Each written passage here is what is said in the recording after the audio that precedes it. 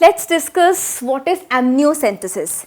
Amniocentesis is a procedure which helps to actually diagnose any abnormality or a birth defect before the actual birth of the baby. So it helps in the diagnosis of birth defects or abnormalities. In the uterus, the baby is surrounded by amniotic fluid which contains the cells from the baby, and these cells have the genetic material which the doctors analyze for any chromosomal abnormalities or any syndrome. So what happens in this amniocentesis? This is usually done in the third trimester. And what are the reasons for doing amniocentesis in the third trimester is, there are certain reasons due to which this is done. It is done in case of women which are more than 35 years of age, because in those cases the chances for abnormality can be more.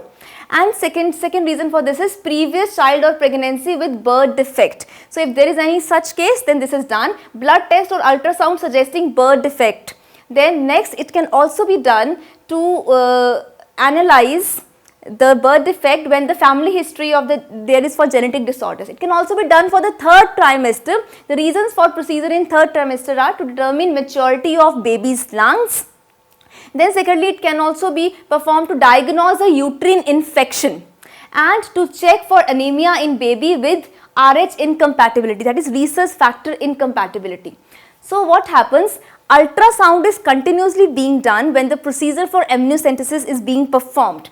Remember, continuous ultrasound helps the doctor to locate the position from where the doctor is going to have that amniotic fluid. So doctor first of all can also give anesthesia before taking out the amniotic fluid. So by having this ultrasound continuously, he can make out from where he is going to have the amniotic fluid. The amniotic fluid is taken for diagnosis. As I told you that it has cells which have that genetic material from the growing embryo and can be then diagnosed.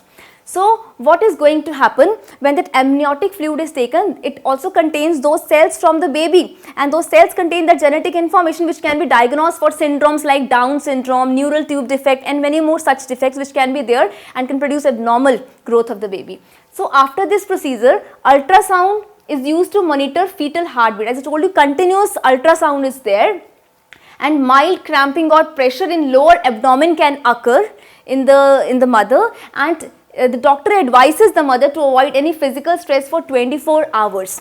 So this is the benefit of amniocentesis. As I told you, that you can actually make out or rule out the abnormality in the growing baby before actual birth of the baby. So this helps the mother to actually find out the abnormalities, and the doctor also actually can make out if the growing baby is healthy or not. So amniocentesis has a lot of benefits, but this is sometimes used for illegal purposes. It is used to detect whether the growing baby is a baby boy or a baby girl. So this is a misuse of this technique, amniocentesis, which was actually originally developed for detecting the defects in the baby.